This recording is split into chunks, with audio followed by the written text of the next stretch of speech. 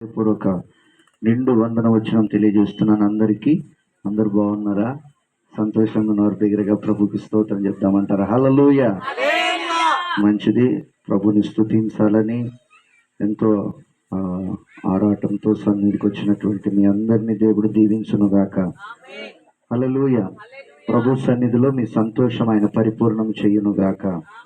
మీ పట్ల దేవుని యొక్క కార్యాలు దేవుడు జరిగించునుగాక. ఆమేన్. హల్లెలూయా. మంచిది. ఈ సమయంలో దేవుని వాక్యాన్ని మనం నేర్చుకుందాం. ప్రభు సన్నిధిలో మన కుటుంబాలు ఎలా ఉండాలి, ఎలా ఉన్నాయి అనే అంశాన్ని మనం నేర్చుకుందాం. ప్రభు సన్నిధిలో మన కుటుంబాలు ఎలా ఉన్నాయి అనే అంశాన్ని నేర్చుకుందాం. అపోస్తల కార్యాలు మూలవాక్యం 10వ అధ్యాయం 1 నుంచి 2 వాక్యాలు మనం గమనిద్దాం. చిన్నగా చదువుకుందాం. చూడండి, చాలా అద్భుతమైన మాట పరిశుద్ధాత్మదేవుడు రాయించారు. ఇటలీ పటాలమనబడిన పటాలములో ఒక శతాధిపతి అయిన కొర్నేలియను ఒక భక్తిపరుడు కైసరయలో ఉండెను.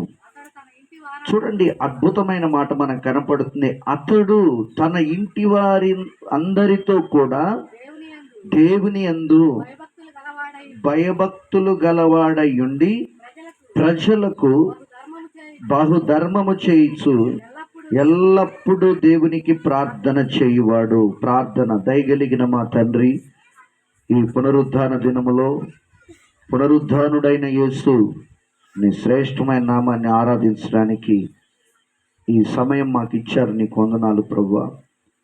నీ పక్షంగా నిలబడుతున్న నీ దాసుని నీ కలవరి శిలువ చాటును మరుగుపరచండి అయ్యా. మానవ స్వరాన్ని మరుగుపరిచి దైవిక స్వరం మాత్రం మా అందరికీ వినిపించి మా జీవితాలు నీ వాక్యానుసారంగా నడిపించమని, ఘనత వహించమని మమ్మల్ని మేము తగ్గించుకుంటూ నీ నామాన్ని హెచ్చిస్తూ యేసు దివ్య నామములో ప్రార్థిస్తున్నాము తండ్రి. ఆమేన్. హల్లెలూయా. దేవునికి మహిమ కలుగును గాక. గమనిస్తున్న ప్రియ దేవుని సంగమా, కొర్నేలు తన ఇంటి వారందరినీ దైవ భక్తిలో వారందరినీ కూడా ఏం చేశాడంటే సంపూర్ణులుగా చేశాడు. పరిశుద్ధాత్మ దేవుడు అక్కడ రాయించారు. కొర్నేలు తన ఇంటి వారందరినీ కూడా దేవునిలో సంపూర్ణులుగా చేశాడన్నమాట. దైవ భక్తిలోను వారిని సంపూర్ణులుగా చేశాడు. తాను పరిపూర్ణుడుగా క్రీస్తు స్వారూప్యంలోనికి మార్చబడ్డాడు. తన కుటుంబీకులందరినీ కూడా దేవుని యొక్క సన్నిధిలో సంపూర్ణులుగా నిలబెట్టడానికి తను మొదటిగా వ్యక్తిగతంగా ఎంతో ప్రార్థన జీవితం కలిగి ఉన్నాడు, ఎంతో విశ్వాస జీవితం కలిగి ఉన్నాడు. దేవుని పట్ల అతనికి ఉన్న ప్రేమ అపారమైనది. అందుకని అతను కూడా దేవుని యొక్క స్వారూప్యంలోనికి మార్చబడినటువంటి దేవునికి ఇష్టమైనటువంటి భక్తుడు కొర్నేలు. అతను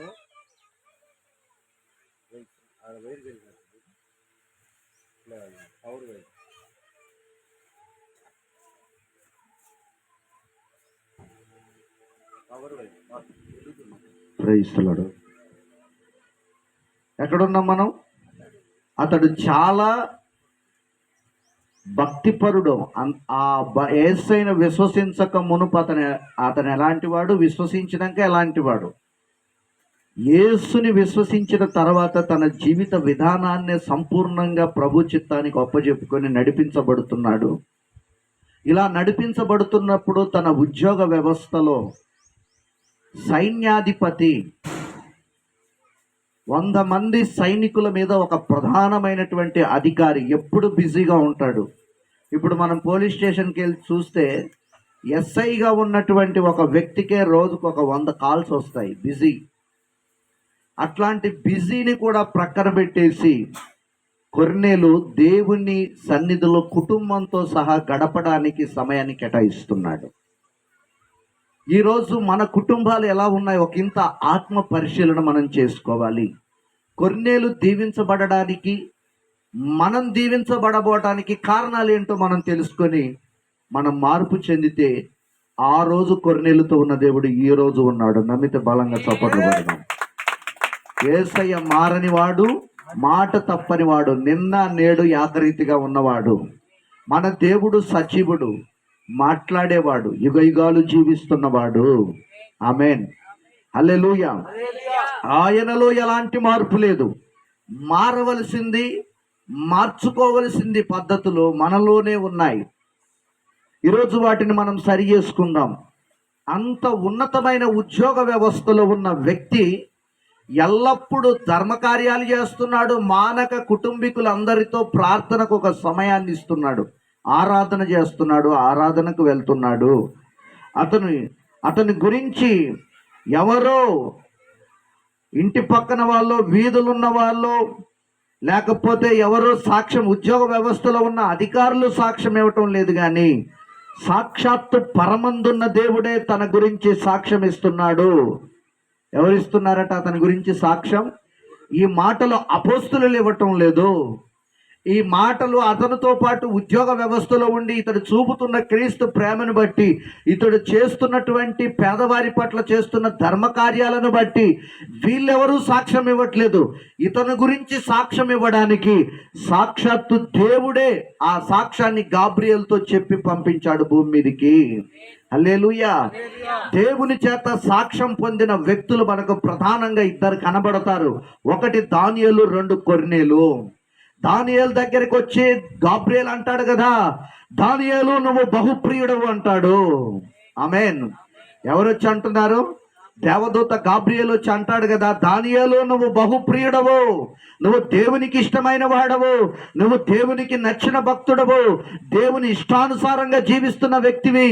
నీవు మాత్రమే కాదు, నీ కుటుంబం మాత్రమే కాదు, నీ స్నేహితులను కూడా దేవుని యొక్క స్వరూపంలోనికి మార్చి దైవ భక్తిలో వారిని పరిపూర్ణులుగా చేసావని, నీ ప్రజ మీదికి శాపం రాదు. నీ ప్రార్థనను బట్టి నువ్వు ప్రియుడమైనందున దేవుడు నిన్ను గణపరచబోతున్నాడు. నీవు ప్రియుడమైనందున బానిస సంఖ్యల్లో చెరసాల మధ్యలో మగ్గిపోతున్న బబులోనులో ఉన్న నీ ప్రజలను నా దేవుడు విడిపించబోతున్నాడని గాబ్రియేలు వార్త మోసుకొని వచ్చి దానియేలు గురించి సాక్ష్యం చెప్తున్నాడు. ఈరోజు కొర్నేలు గురించి కూడా అపోస్తలులు ఎవరు సాక్ష్యం ఇవ్వటం లేదు, స్నేహితులు సాక్ష్యం ఇవ్వటం లేదు, బంధువులు సాక్ష్యం ఇవ్వటం లేదు. దేవుడే తన సాక్ష్యాన్ని మోసుకొని వచ్చి భూమి మీద ప్రకటిస్తున్నాడు. దేవునికి మహిమ కలుగును గాక. హల్లెలూయా. ఈ 10వ అధ్యాయం ఒక ప్రత్యేకతతో కూడుకున్నటువంటి అధ్యాయం అన్నమాట. ఎన్నో ఆత్మ సంబంధమైన విషయాలు బయలుపరచబడతాయి. ఎందుకంటే కొర్నేలు యొక్క ప్రార్థన జీవితం ద్వారా తన కుటుంబంలో ఉన్నటువంటి అనేక మంది అన్యజనులు కూడా ఈ 10వ అధ్యాయంలో ప్రభుని విశ్వసించి అన్య భాషలతో మాట్లాడుతూ ప్రభునామాన్ని ఘనపరిచారు. ఆత్మలో వాళ్ళు పరవశులయ్యారు. పరిశుద్ధాత్మ అనుభవం ఏంటో వాళ్ళు తెలుసుకోగలిగారు. ప్రభు అంటాడు, నా దేవుని బిడ్డలారా, ఈ రోజు మనల్ని పరిశుద్ధాత్మ దేవుడు కాస్తున్నాడు, ఆయన కాపుదల్లో నడిపిస్తున్నాడు. అందుకనే ప్రభు చెప్తారు కదా, ఎంతమంది దేవుని ఆత్మ చేత నడిపించబడతారో వారు మాత్రమే దైవ కుమారులు అనబడతారు అని నొక్కి వక్కా నుంచి అపోస్తుడైన పౌలు సంఘానికి బోధ చేశాడు. ఈరోజు పరిశుద్ధాత్మని నమ్మకుంటే, పరిశుద్ధాత్మలో నడిపించబడకపోతే మనకు దేవుని యొక్క రాజ్య ప్రవేశము లేనే లేదు. అప్పుడు మనం దేవుని కుమారులం అనిపించుకోం. ఆయన పరిశుద్ధాత్మని పొందుకొని మనము ఇదిగో ఈ లోకాన్ని జయిస్తూ ముందుకు నడిపించబడాలి. కొర్నేలు ఆత్మలో పరిపూర్ణుడయ్యాడు, కుటుంబాన్ని పరిపూర్ణత చేశాడు. అందుకనే దేవుడు ఒక గొప్ప సాక్ష్యాన్ని తనకిచ్చాడు. అతను మనలాంటి మనిషే. అతను ఆకాశం నుంచి నూడిపడ్డా? అతడు లోకములో తిరిగిన వ్యక్తే. అతన్ని దేవుడు ఏర్పరచుకొని ఒక బలమైన సాధనంగా నిలబెడుతున్నాడు. అతడు దేవుని చేతుల్లోకి వెళ్ళిపోయాడు. ఈరోజు మనం వెళ్ళలేకపోతున్నాం సంపూర్ణంగా దేవుని చేతికి. అయ్యా, నా జీవితాన్ని అప్పగిస్తున్నాను, నా జీవితం మోడు బారిపోయింది, నా జీవితం ఫలభరితంగా ఉండటం లేదు, నా పరిస్థితులు మారటం లేదు, నా కుటుంబ పరిస్థితులు మారటం లేదు, నా భర్త మారటం లేదు, నా పిల్లల పరిస్థితి మారటం లేదు, స్థితిగతులు మారటం లేదు. వీటన్నిటికీ ఏంటి పరిష్కారము అని అంటే, కొర్నేలు వలె మనము ఆయన చేతుల్లోనికి వెళ్ళిపోవాలి, సంపూర్ణంగా వెళ్ళిపోవాలి. మీకు పోయిన వారం చెప్పుంటాను, అన్న దేవుని చేతుల్లోనికి వెళ్ళనంత సేపు తన జీవితం ఫలించలేదు. ఎప్పుడైతే నా జీవితం అంతా నీకు ఇచ్చేస్తాను, నీ చిత్తానుసారంగా బ్రతుకుతానని ఒక సమర్పణ చేసిందో తన జీవితాన్ని ఫలభరితంగా చేశాడు. అసలు అన్న ఒక అధ్యాయమే రాసింది, 2వ అధ్యాయం. అద్భుతమైన మాటలు స్త్రీలకు సంబంధించి 1 సమూయేలు గ్రంథం 2వ అధ్యాయంలో అన్న ఒక పుస్తకం రాసింది. హల్లెలూయా. తాను పాడుతుంది, దేవుణ్ణి స్తుతిస్తుంది. హల్లెలూయా. అందుకనే పరిశుద్ధాత్మలో మనం నింపబడుతూ నడిపించబడాలి. అతను ఎలాంటి వాడట? ఈరోజు మన పరిస్థితులు మారాలంటే మనం దేవుని యొక్క చేతికి మనల్ని సంపూర్ణంగా అప్పగించుకోవాలి. లోకము దాని ఆశల్ని కూడా మనం పరిత్యజించాలి. హల్లెలూయా, హల్లెలూయా. చూడండి, మనం ఎందుకు మారలేకపోతున్నాం? మన బలహీనతలు, మన పొరపాటులు తెలుసుకొని పశ్చాత్తాపడి మారు మనసు పొంది క్రీస్తులో ఒక సాక్ష్య జీవితాన్ని కలిగి ఉండే ఒక తీర్మానం ఈరోజు మనం చెయ్యాలి. ఏం చేయాలి? మన పొరపాట్లు, మన బలహీనతలు సరి చేసుకొని పశ్చాత్తాపంతో, మనము మనుషులమై ఉన్నాం కనుక మన బలహీనతలు ఉన్నాయి, మన పొరపాట్లు ఉన్నాయి. ఎప్పుడు ప్రభుని ఎరగనప్పుడు, ప్రభుని ఎరిగిన తర్వాత కూడా ఈ బలహీనతల పైన జయం పొందుకోబోతున్నామంటే కారణం ఏంటంటే లోకానికి ఎక్కువగా మనం సమయం ఇస్తున్నాం, ప్రార్థనకు తక్కువగా సమయం ఇస్తున్నాం. లోకాన్ని జయించాలి అంటే, లోక ఆశల్ని పరిత్యజించాలంటే ప్రార్థనలో మనం దేవునితో పెనుగులాడాలి. దేవునికి స్తోత్రం కలుగునగాక. కొర్నేలు ఏం చేస్తున్నాడు? ప్రార్థనే కదా మనం నేర్చుకునేది. తన ఇంటి వారందరితో భయభక్తులు కలిగి ఉన్నాడు, ప్రార్థన జీవితం కలిగి ఉన్నాడు. అమ్మ కూర్చోలేను, నా చైర్లో కూర్చోండి, తప్పేం లేదులే, కానీ లేసి అందులో కూర్చోండి. హల్లెలూయా. ఏ జీవితం కలిగి ఉన్నాడు? అతడు పరిత్యజించడానికి, అతని పొరపాట్లన్నీ సరి చేసుకోవడానికి అతడు పశ్చాత్తాపడి మారు మనసు పొందాడు అన్నమాట. దేవునికి స్తోత్రం. అందుకనే క్రీస్తులో ఒక సాక్ష్య జీవితాన్ని సంపాదించుకున్నాడు. అందుకనే ఈ రోజు నుండే ఆ నూతన జీవితాన్ని ప్రారంభిద్దామని మనం తీర్మానం చేసుకోవాలి. ఈ రోజు నుంచే ఆ నూతన జీవితాన్ని ప్రారంభిస్తాను అని ఒక తీర్మానం మనం చేసుకోవాలి. ఆ తీర్మానం చేసుకున్నప్పుడు దేవుడు మనల్ని ఉన్నత స్థాయికి తీసుకెళ్తాడు. హల్లెలూయా. అసలు మనమేనా, మన జీవితమేనా అని ఆశ్చర్యపోయేట్లుగా చేస్తాడు దేవుడు. దేవునికి అసాధ్యమైనది ఏది లేదు. దేవునికి మహిమ కలుగును గాక. హల్లెలూయా. దేవుని కార్యాలు ఎప్పుడు దేవుడు మనకు చెప్పడు. మనకు చెప్పకుండా మన కళ్ళ ముందల అద్భుతాలు పెడతాడు. దేవుడు ఇశ్రాయేలీలు ఐగుప్తులో నుంచి వెళ్ళేటప్పుడు ఏమన్నా చెప్పాడా వాళ్ళకి? మీకు ఎర్ర సముద్రం అడ్డొస్తుంది, ఫరో మళ్ళీ వెనకంగా వస్తాడని చెప్పాడా? చెప్పడు. దేవుని కార్యాలు చెప్పని, అవి ఉన్నతమైనవి. ఎర్ర సముద్రము దగ్గర వాళ్ళ విశ్వాసాన్ని తెలుసుకున్నాడు. ఎర్ర సముద్రం దగ్గర ఆయన చేయబోయే కార్యం మోషేకు కూడా తెలియదు, దేవునికే తెలుసు. ఈరోజు దేవుడు నీ పట్ల చేయబోయే కార్యం ఆశ్చర్యకరంగా ఉంది. దేవుడు ఆ కార్యాన్ని దాచి ఉంచాడు, ఆ మేలుని దాచి ఉంచాడు. కీర్తనకారుడు అంటాడు కదా, తన యందు భయభక్తులు కలిగిన వారి నిమిత్తం ఆయన దాచి ఉంచిన మేలు ఎంతో గొప్పది. తాగు తోగొస్తుంది అనుకుంటా, ఎంతో గొప్పది. సాగదీశారు. ఆమేన్. చూడండి, ఆ గొప్ప కార్యాన్ని మన జీవితానికి దేవుడు ఇవ్వాలని, ఆ గొప్ప మేలును, ఆ బహుమానాలు మనకి ఇవ్వాలని. మనకు కాకపోతే ఇంకెవరికండి? లోకంలో ఉన్న వాళ్ళక? ఆయన నమ్మిన వారికి, మన బిడ్డలమైన మనకే కదా ఆ బహుమానాలు ఇవ్వాలని, ఆ శ్రేష్టమైన ఈవులు ఇవ్వాలని.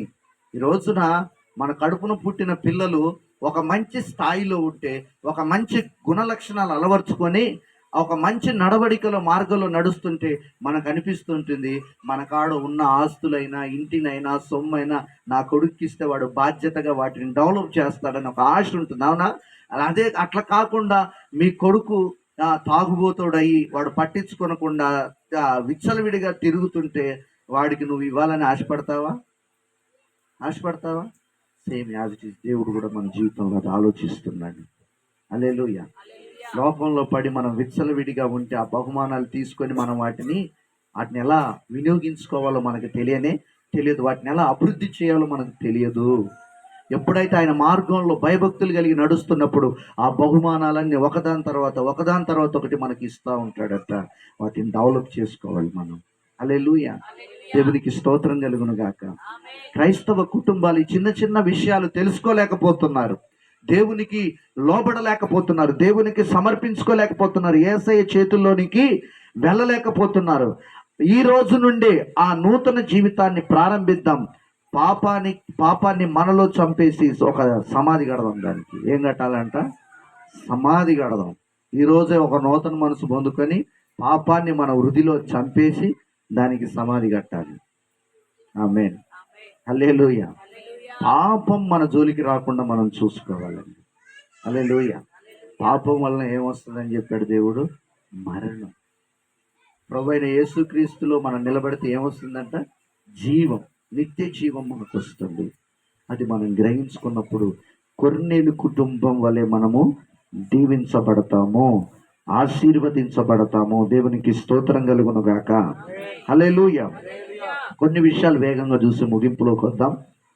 ప్రభు చేత సాక్ష్యం పొందిన కుటుంబాలు, దీవించబడిన కుటుంబాల గురించి మనం నేర్చుకుందాం. అందరు చెప్పండి, మన అంశం ఏంటి అసలు? ప్రభు సన్నిధిలో మన కుటుంబాలు ఎలా ఉన్నాయని మన టైటిల్. ఇప్పుడు మనం నేర్చుకోబోతున్న విషయాలు ఏం చెప్పాను?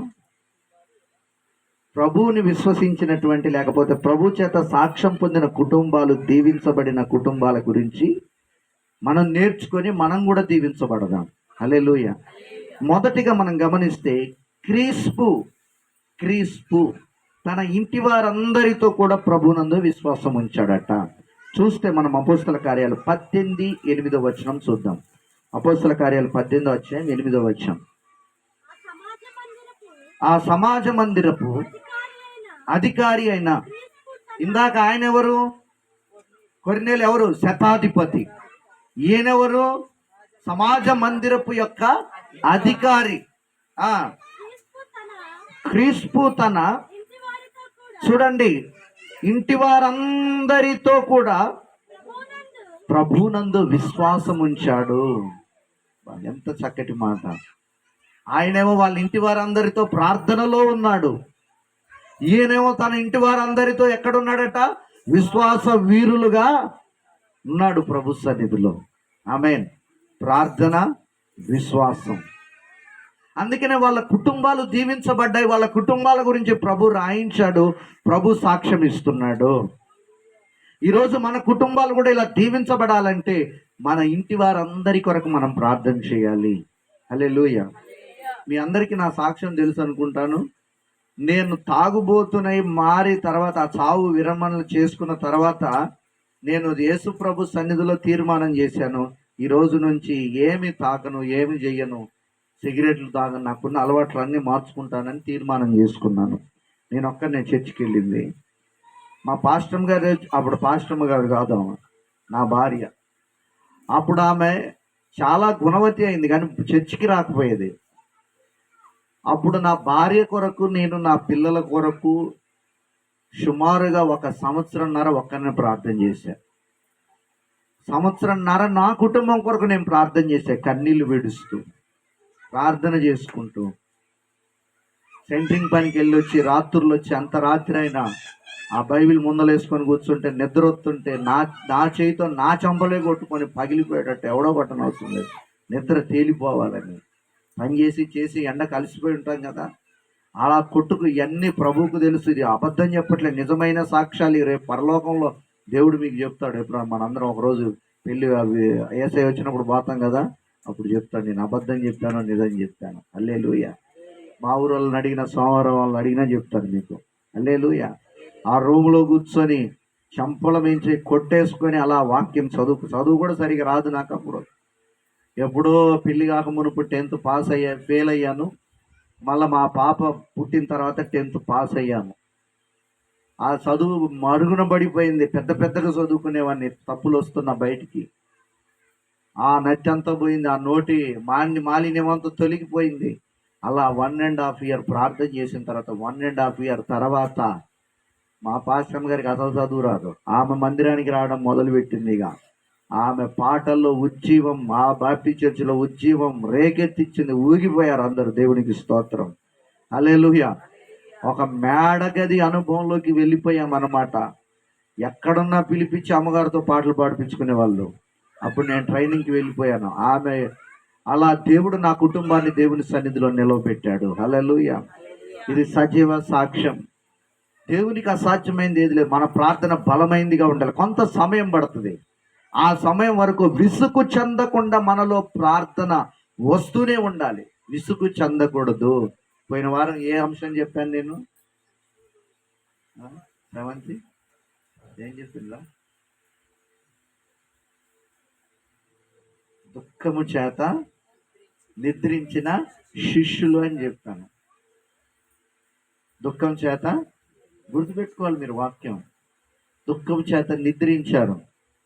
మనం ఎప్పుడు ఏం విన్నామని చెప్పాను? యేసయ్య ఏడ్చుకుంటూ కన్నీళ్ళు రక్తమై పారుతుంటే ఆయన చెమట, వీళ్ళే ఏ బాధ లేనట్టు నిద్రపోయారని ప్రసంగాలు విన్నాం. కానీ లూకా సువార్త ప్రకారం లోకా భక్తుడు వైద్యుడైన లూకా రాశాడు, వాళ్ళకి ఎందుకు నిద్ర వచ్చిందట?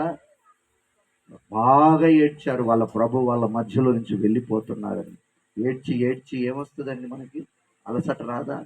అలసట చేత నిద్రించారు వాళ్ళు. హల్లెలూయా, హల్లెలూయా. అందుకనే మన కుటుంబం కొరకు మనం ఏం చేయాలట? విసుగు చెందని యొక్క ప్రార్థన. భర్త కొరకైనా, పిల్లల కొరకైనా, సమస్యల కొరకైనా మనం పోరాడాలి. పోరాటంలో పటిమ కలిగిన వారిగా మనం ఉండాలి. యాకోబు యబ్బోవు రేవు దగ్గర పోరాడాడు ఒక్కడు. ఎందుకంటే ఆ కుటుంబం రక్షించబడాలి, వాళ్ళన్న రక్షించబడాలి, వాళ్ళన్న మనసు మారాలి. వాళ్ళన్న ఎప్పుడు దొరికితే కత్తికో కండగ నరుకుదామని పీకల దాకా పగబెంచుకొని ఉన్నాడు. పగోడికి కూడా మన మీద ప్రేమ కలిగేటట్టు మన ప్రార్థన మారుస్తుందండి. ఆమేన్. అవతలోడు మన మీద పీకల్లాగా పనులు కొరికేటట్టు ఉన్నా కూడా వాడికి మన మీద ప్రేమ కలిగించేటట్టు యేసయ్య మన ప్రార్థన ద్వారా చేస్తాడు. హల్లెలూయా. దేవునికి మహిమ కలుగును గాక. ఆమేన్. మనం గమనిస్తే ఈరోజు మన పరిస్థితులన్నీ మారాలంటే ఒక క్రీస్తు కుటుంబం వల్ల ఇంటి వారందరితో మనం ఎలా ఉండాలట? విశ్వాసములో మందిరంలో ఉండాలి. వాళ్ళందరూ ఎక్కడున్నారట? మందిరములో దేవునితో ఆరాధన చేశారు. అపోస్తలుడైన పౌలు పరిచర్యలో పునరుత్థానపు ఆరాధనలో వీళ్ళు పాలిభాగస్తులై విశ్వాస వీరులుగా నిలబడ్డారు. ఇక రెండవది, యెహోషువ తన ఇంటి వారందరితో కూడా యెహోవాను సేవించాడు. మనందరం ఎరుగుదు, మనందరికీ వాక్యం బాగా పఠించాం. అందరికీ సండే స్కూల్ పిల్లల్ని అడిగినా చెప్తారు. యెహోషువ ఏమన్నాడు? మీరు ఎవరినైనా సేవించుకోండి, నేనును నా ఇంటి వారును మాత్రం యెహోవానే సేవిస్తాం. చూడండి, సేవించే కుటుంబం. ఏ కుటుంబం? ప్రార్థించే కుటుంబం, విశ్వాసం కలిగిన కుటుంబం, సేవించే కుటుంబం. వీళ్ళందరూ కుటుంబాలే, వ్యక్తులు కాదు. కుటుంబాలందరితో ఆయన అంటున్నారు, ఎంత నమ్మకం, ఎంత కమిట్, వాళ్ళ కుటుంబీకుల మీద ఎంత నమ్మకం ఉంటే ఈరోజు మన కుటుంబంలో మనం ప్రార్థనకు వస్తే మన ఇంటి వాళ్ళే మనకు సహకరించడం లేదు. యెహోషువ అంటున్నాడు, కమిట్మెంట్తో బలమైన విశ్వాసంతో చెప్తున్నాడు, నేను నా ఇంటి వారు. మనమైతే నేను వస్తానని చెప్పానా? నువ్వు చెప్పావు అక్కడ అని అంటాం, అవునా కాదా? అనరా? చెప్పండి.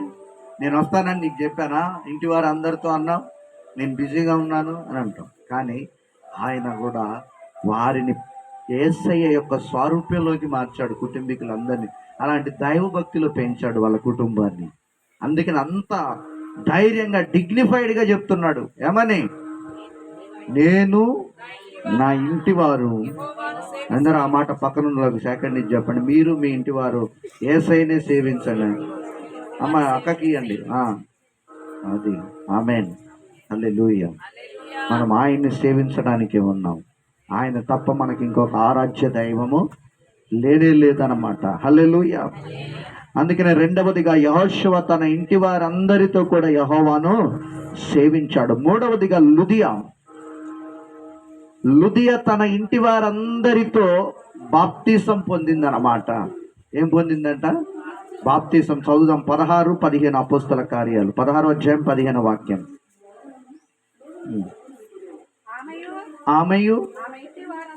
ఆమె ఇంటి వారందరూ. ఆమె ప్రార్థన ఎంత బలమైందంటే నాకు ఇప్పుడు అర్థం కాదు. ఒక్కతే గవిని దగ్గర సముద్రపు ఒడ్డులో ఆ చితికిపోయిన బ్రతుకుతో వచ్చి దేవుని మాటలిని తన జీవితాన్ని కట్టుకొని పురికొల్పబడి వాక్యం చేత ఇంటికి వెళ్ళిపోయి కరుడుగొట్టిన కుటుంబాన్ని అసలు ఎట్లా మార్చిందో ఈ రోజుకు నాకు అర్థం కాదు. దేవునికి స్తోత్రం. అలా ఎంత ప్రార్థన యోధురాలు కావచ్చు ఆమె. అలసిపోయి వచ్చి అక్కడ ఆలస్యంగానైనా వచ్చే 4 మాటలైనా శ్రద్ధగా వింటాను అనుకుంది. ఆమేన్. అందరు టయానికి వచ్చి శ్రద్ధగా వినట్లు అనేక మంది స్త్రీలు ఉన్నారని రాయబడింది అక్కడ. అవునా? అనేక మంది స్త్రీలు కూడుకున్నారు ఆ 14వ వచనంలో అనుకుంటా. కానీ ఈమె అనేకుల హృదయం తెరవబడలేదు. ఆమె మాత్రం ఎంతో శ్రద్ధగా దేవుని మాట. ఈరోజు శ్రద్ధగా వినేవాళ్ళు కావాలి దేవుని మాటలు. ఆమేన్. శ్రద్ధగా విన్నప్పుడు దేవుడు మనల్ని బలపరుస్తాడు, దీవిస్తాడు. హల్లెలూయా.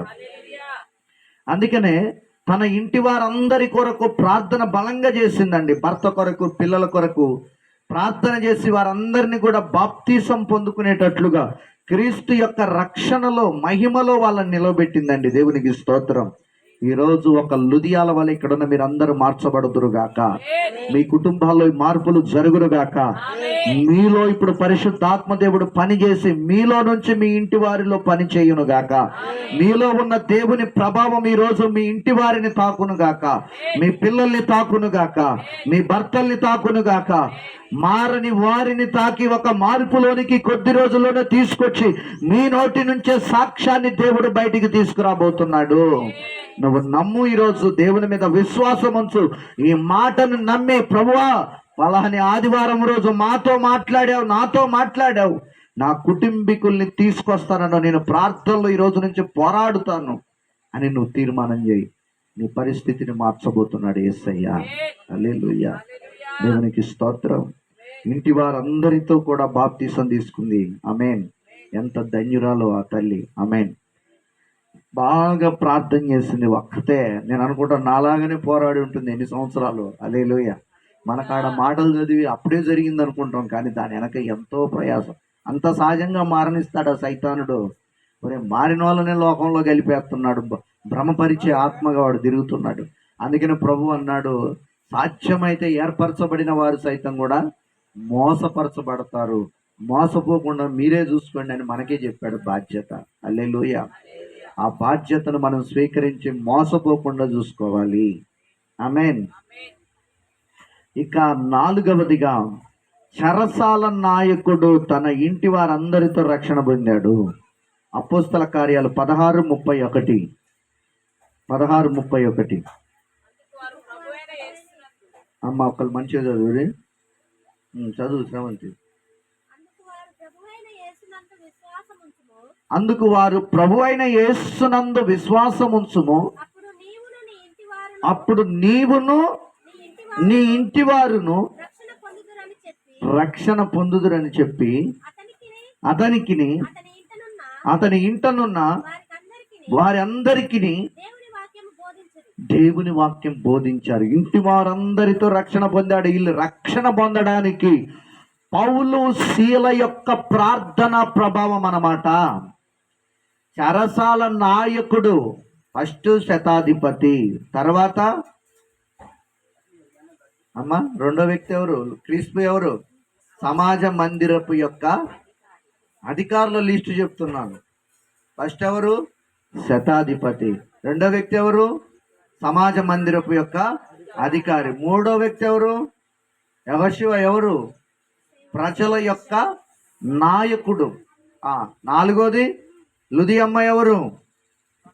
భక్తి గల స్త్రీ, ఒక సామాన్యమైన కుటుంబానికి చెందిన కష్టం చేసుకునే స్త్రీ. ఇక 4వది ఎవరైనా నాయకుడు. ఎవరంట? నాయకుడు. నాయకుడు అంత సులువుగా దేవుణ్ణి నమ్ముతారా చెప్పు? అసలు వాళ్ళని భక్తుల్ని జైల్లో వేసి వీళ్ళని చిత్రవద చేద్దాం అనుకున్నాడు. ఎవరిని? పౌలును శీలను చిత్రవద చేద్దామనే ఒక ఆలోచనలు వాళ్ళవి. ఆ రాత్రి వాళ్ళు విసుగు చెందని ఆ శ్రమ కొలిమిలో మనకైతే ప్రార్థన రాకపో.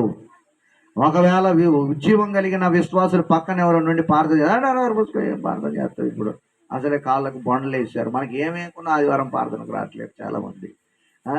మనమే వేసుకుంటాం పని అనే బొండలు, ఆ బొండలు ఈ బొండలు ఎవరో వేయనక్కర్లే, మనే వేసుకుంటున్నాం. ఏం ప్రార్థన చేయాలి? నోర్మ ఇప్పుడే ఇద్దరికి బొండలు వేశారు, ఒక పక్క ఎంతో శ్రమలో ఉన్నాం, ఇప్పుడేం ప్రార్థన నోర్మి అని అంటాం మనమైతే. హల్లెలూయా. పౌలు రాగం ఎత్తాడు, శీల తాళం కొట్టాడు. హల్లెలూయా. ఇద్దరు ఏకాత్మ చేత నింపబడ్డారు. ఇక మొదలు పెట్టారు ప్రార్థించడం. దేవునికి స్తోత్రం. హల్లెలూయా. ఆ రాత్రి వీళ్ళని చంపేద్దామని ఫిక్స్ అయిపోయినటువంటి ఆ కుటుంబం మొత్తం కూడా ఒక్క రాత్రిలోనే వాళ్ళ తలరాతను దేవుడు మార్చాడు. దేవునికి లోబడితే ఒక్క రాత్రి ఒక్క క్షణంలోనే మీ తలరాతలు మార్చగలిగే శక్తిమంతుడు, సమర్థుడు. దానికి సాదృశ్యం యోసేపుకు మరణశిక్ష విధించి చెరసాల్లో వేసేశారు. క్షమించండి, జీవిత కారాగార శిక్ష వేశారు. జీవితాంతము చెరసాల్లోనే ఉండాలి. ఒక్క రాత్రిలోనే యోసేపు తలరాతను మార్చి తీసుకొచ్చి ఐగుప్తు రాజు సింహాసనం మీద కూర్చోబెట్టాడు. హల్లెలూయా. ఒకే ఒక్క రాత్రి దేవునికి ఒక్క క్షణం చాలండి. ఆమేన్. ఎప్పుడు మనం ఒక యోసేపు వలె ఆయన చేతుల్లోకి వెళ్ళిపోవాలి. ఆమేన్. హల్లెలూయా. అది మన దేవుని శక్తి. హల్లెలూయా. అంతేగాని మన తలరాతలు ఎవడో జాతకం చూసేవాడు మార్చడు, ఎవరో శృతి చెప్పులు మార్చరు. వాళ్ళంతా డబ్బులు దండుకోవడానికి, వాళ్ళ పొట్ట నింపుకోవడానికే. మన రాతను మార్చగలిగిన వాడు యేసయ్యే. మనల్ని సృజించిన సృష్టికర్తే మనల్ని ఏదైనా చేయాలంటే, వేరేవాడు ఎవడు చేయలేడు. హల్లెలూయా. హల్లెలూయా. ఇప్పుడు ఆటో ఉందాడ, ఆటో తయారు చేసినోడికి తెలుసు అది ఎట్ట బాగు చేయాలో. నాకు తెలుసా? నాకు దోలడం ఒకటే తెలుసు. అవునా? ఏదన్నా పోతే ఎవరి కాడికి వెళ్ళాలి? మెకానిక్. ఆయనకు తెలుసు దానికి ఏ పాటు. ఆయనకు సౌండ్ వినంగానే చెప్తాడు పలాని పోయిందని. అవునా? మరి మనమేంటో, మన జీవితం ఏంటో మనల్ని సృష్టించిన సృష్టికర్తకి తెలుసు. ఈ మధ్యలో అంతా డ్రైవర్లు, వీళ్ళంతా ఎవరంట? డ్రైవర్లు. మన జీవితాల్ని పాడు చేసేవాళ్ళు, మన జీవితాల్ని నలగొట్టే వాళ్ళు, అపవాది చెరకు అప్పచెప్పేవాళ్ళు వీళ్ళు. తాత్కాలికమైనటువంటి అప్పటికప్పటికి షోలు చేస్తారు కదా. ఏమంటారు వాటిని? చెల్లెమ్మ ఏమంటారు వాటిని? షోలు చేస్తారు కదా, మ్యాజిక్. ఏంటంట? మ్యాజిక్ చేసినట్టు చేస్తాడు కొంతమంది కళ్ళ ముందల సైతానుడు. బస్ అయ్యే గొప్ప కార్యాలు అనుకుంటారు. హల్లెలూయా. అవి మ్యాజిక్ ఎంతసేపు ఉంటుంది? కొద్దిసేపే కదా. వాడు జిమ్మికి చేస్తూ ఉంటాడు ఏదో జరిగిన. వాడు ఆ జిమ్మిక్లు చేసి పేపర్లు మలిచి డబ్బులు చేసేవాడైతే వాడు అన్ని పేపర్లు చేసుకొని ధనవంతుడు కావచ్చు కదా. అలా కదా. వాడు ఈ జిమ్మిక్లన్నీ ఎందుకు చేసేది? ఆ పేపర్ ముక్కలన్నీ కట్ చేసుకొని డబ్బుల్లాగా తయారు చేసుకొని వాడు ధనవంతుడు కావచ్చు కదా. ఆలోచించరే ప్రజలు, ఆలోచించరే. హల్లెలూయా. వాడి జాతకం చెప్పించుకోదానికి ఆ చిలకతో వాడి జాతకమే చెప్పించుకొని వాడు ధనవంతుడు కావచ్చు కదా. హల్లెలూయా. మారదామండి. యేసు మన రాతను మార్చగలిగిన వాడు. ఎందుకంటే ఆయన మన సృష్టికర్త. మనమేంటో ఆయనకు తెలుసు, ఎలా త్రిప్పుకోవాలో ఆయనకు తెలుసు. హల్లెలూయా. దేవునికి స్తోత్రం. అర్థమవుతున్నాయా నా మాటలు? ఏమైనా అర్థమవుతున్నాయా? మీ భాషలోనే ఉన్నాయా? హల్లెలూయా. ఎందుకంటే ఇప్పుడు ప్రార్థన మొదలు పెడితే ఆయన ఎమ్మటే అందుకున్నాడు. ఇద్దరు ఐక్యంగా ప్రార్థన చేస్తే ఏకత్వంతో. అందుకని అన్నాడు, ఎక్కడ ఇద్దరు ముగ్గురు ఉంటే ఎమ్మటే వస్తానని చెప్పాడు. ఆమేన్. మనకేమంటుండదు, గుంపులు గుంపులు ఉంటే ఉంటాడేమో అనుకుంటాం మనం. ఆయన అందుకనే రూఢిగా చెప్పాడు, ఇద్దరు ముగ్గురు నా నామమున కూడిన చోట. హల్లెలూయా. మన మధ్యలో ఉన్నాడండి. మన మనసును చూస్తున్నాడండి, మన సమర్పణ చూస్తున్నాడండి, మన భక్తిని చూస్తున్నాడండి. హల్లెలూయా. అందుకనే ఆయన మన మధ్యలో, వాళ్ళిద్దరు ఏక మనస్సుతో ఆరాధన చేస్తున్నారు, ప్రార్థన చేస్తున్నారు. ఆ రాత్రే వాళ్ళు చచ్చిపోతారని పండగ చేసుకుంటున్న వారి నోర్లు ముయ్యబడేటట్లుగా చెరసాల పునాదులను దేవుడు కదిలించాడు. వాళ్ళు విడుదల నొందారు. భయపడ్డాడు ఎవరు? చెరసాల నాయకుడు దివిటీలు వెలిగించుకొని వచ్చాడు. అందరూ వీళ్ళతో పాటు ఉన్న ఖైదీలు కూడా పారిపోయారని. కానీ నిజాయితీ పరులైన పౌలుసీలు అన్నారు, బాబులు మీరు ఎక్కడికి పారిపోవద్దని వాళ్ళకు సువార్త చెప్పి అక్కడ ఆపారు. చెరసాల నాయకుడు వణుకుతూ వణుకుతూ వణుకుతూ వణుకుతూ వణుకుతూ ఆ దివిటి వెలిగించుకొని వచ్చి అందరి ముఖాలు తేరి చూసి, అమ్మయ్య నా ప్రాణాలు బ్రతికాయి, లేకపోతే వీళ్ళని అప్పచెప్పించినోడు నన్ను చంపేస్తాడు, నా కుటుంబాన్ని కూడా చంపేస్తాడు అనుకున్నాడు. ఈ నిజాయితీ ఎక్కడి నుంచి వచ్చింది మీకు అని పౌల్ని ప్రశ్నించడం మొదలుపెట్టాడు చెరసాల నాయకుడు. క్రీస్తు యేసు ద్వారా ఈ నిజాయితీ నేను నేర్చుకున్నాను. క్రీస్తు యేసు మా జీవితాన్ని ఇలా బలపరిచాడు. క్రీస్తు యేసు ద్వారానే ఈ దొంగలందరూ నిజాయితీ పరులుగా ఈ రాత్రి మార్చబడ్డారని సాక్ష్యం ఇచ్చాడు పౌలు. వెంటనే అతడికి అయ్యలారా ఏమన్నాడు? గట్టిగా అరుస్తున్నాడు చెరసాల దగ్గర, అయ్యలారా రక్షణ పొందుటకు మేమేమే చెయ్యాలి? త్వరగా చెప్పండి, ఆ యేసుని మేము స్వీకరిస్తాం.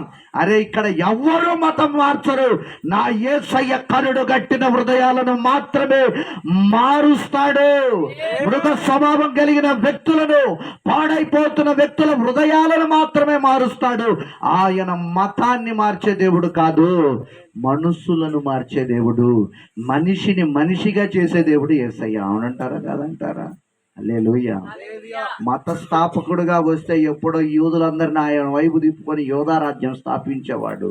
లేకపోతే వాళ్ళందరూ ఆయనకు వ్యతిరేకులుగా మారి ఆయనకి ఎందుకు సిలువేస్తారు? ఆయన మత స్థాపకుడుగా రాలేదు. ప్రపంచ మానవాళి పాప పరిహారార్థ బలి పశువుగా వధించబడడానికి యేసుక్రీస్తు అనే నామధేయుడిగా ఈ లోకానికి నరవతారిగా దిగి వచ్చాడు. హల్లెలూయా. అది గుర్తుపెట్టుకుంటే చాలు. ఆమేన్. అయ్యలారా అని అరిచారు గట్టిగా. తెరచారు ఏడుస్తూ మోకాళ్ళ మీద పడి ఏడ్చాడు. ఏం చెయ్యాలి అంటే వెంటనే వాళ్ళకు వాక్యం చెప్పి రక్షణ పొందనోళ్ళు తొందర రక్షణ పొందండి అమ్మ. ఎవరైనా బాప్తిసం పొందనోళ్ళు ఉంటే ఇదే మిక్కిలి అనుకూల సమయం. సిద్ధపడి బాప్తిసం పొందండి. రేపు రోజు మంది కానీ కాదు. హల్లెలూయా. హల్లెలూయా. నేను అప్పుడప్పుడు మా పిల్లలకు మా కొడుకు రాత్రి కూడా చెప్పాను. ఏమనంటే, అరే నేను ఒకళ్ళు ఎప్పుడు పోతానో తెలియదు, టైం ఏమైనా రాసుకున్నానా? బతికుండగానే వాళ్ళకి 4 ముక్కలు చెప్పుకోవాలి. ఎప్పుడు పోతామో తెలియదు, నా లెక్కనే రోషంగా సేవ చేయాలి. పరిస్థితులకు రాజీ పడొద్దు. మనుషులను సంతోషపెట్టే బోధలు చేయొద్దు. దేవుణ్ణి సంతోషపెట్టే ఉపదేశం పట్టుకో అని రాత్రి అన్నం తినేటప్పుడు చెప్పాను. హల్లెలూయా. ఎందుకంటే పెట్టలాగబోతున్నాం. మొన్న ఒక ఆయన మంచిగానే ఉన్నాడు రాత్రి అంతా, నిన్న చనిపోయాడు అక్కడ వాడపల్లి కాడ. తెల్లారేసరికి మరణ వార్త వినపడింది. ఆ కుటుంబీకుల బాధ వర్ణనాతీతం. వాళ్ళ కొడుకు ఏడుస్తుంటే నాకు ఏడుపు వచ్చింది, డాడీ డాడీ అని. అందుకనే మనం ఇక్కడ కన్ను మూస్తే పరలోకంలో తేలాలి. ఎక్కడ తేలాలి? అక్కడ పరలోకంలో కళ్ళు తెరుచుకోవాలి. ఏసే ఒళ్ళో మనం ఉండాలి. అంతేగాని ఇక్కడ కన్ను మూసి నరకంలో కన్ను తెరిస్తే మన జీవిత పరమార్థమే ఏసే రక్తం చిందించి వేళ లేనే లేదండి. దండం పెట్టి చెప్తున్నాను, ప్లీజ్. హల్లెలూయా. రక్షణ పొందని వారు రక్షణ పొందండి. మారు మనసు లేని వారు మారు మనసు పొందండి. ఒక నాయకుడే మోకాళ్ళ మీదకి వచ్చేసి అయ్యలారా నేనేం చెయ్యాలి త్వరగా చెప్పండి, ఆ దేవుని నేను రుచి చూడాలి, ఆ మాధుర్యం చురుకోవాలి అంటే కూర్చోబెట్టి వాక్యం చెప్పారు. హల్లెలూయా. వాక్యం చెప్పి ఇంటి వారందరికీ బాప్తిస్మ కార్యక్రమం ఇచ్చి ప్రభువులో బలంగా నిలబెట్టారు. హల్లెలూయా. హల్లెలూయా. తర్వాత మనం చివరిగా 5వది మనం చూస్తే, యోహాను తల్లి అయిన మరియయు తన ఇంటి వారందరితో మరియు అనేకులతో ప్రార్థన చేస్తుందట. యోహాను తల్లి అయిన మరియ తన ఇంటి వారందరితో అనేకులతో కలిసి ప్రార్థన చేస్తుంది. అపోస్తల కార్యాలు 12:12 మనం చూద్దాం. 12:12 అమ్మలారా చదవండి.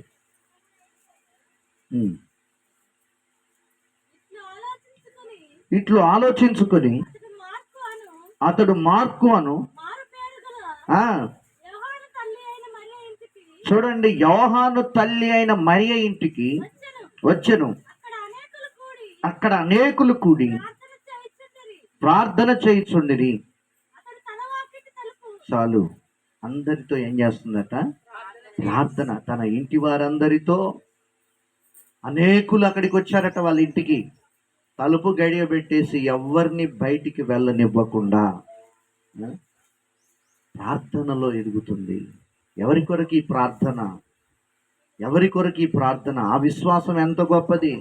అసలు అది సాధ్యపడుతుంది. ఆమె విశ్వాసం ఎంత నమ్మకమైంది!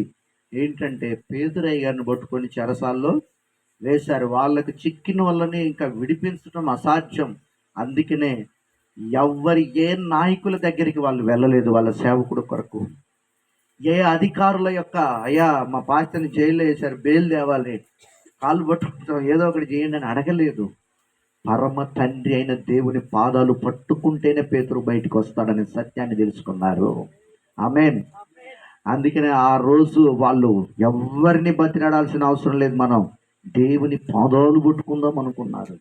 దేవుని పాదాలు మరియ కుటుంబం కాకుండా అనేకుల్ని పిలిపించిందట. అందరం కలిసి ఏక మనసుతో ప్రార్థన చేద్దాం. ఆ ప్రార్థన ఏంటంటే, ఇదిగో వాళ్ళ ప్రార్థన ధూపద్రవ్యం వలె దేవుని పాదాలు దాకింది. దేవుడు ఎమ్మటే ఏదో పంపాడు. ఎవరిని పంపాడండి? అదే ఎవరైనా ఎవరని మీరు అనుకుంటున్నారు? చెరసాల్లో పోరాట పటిమ కలిగి యుద్ధం వస్తే యుద్ధం చేయడానికి ఎవరుంటారు? మిఖాయేల్. ఇందాకనేమో ఆయన ఎవరు, గాబ్రియల్, ఆయన వార్తలు తెస్తాడు, యుద్ధాలు చేయడు ఆయన. ఎవరి బాధ్యతలు వాళ్ళే. హల్లెలూయా.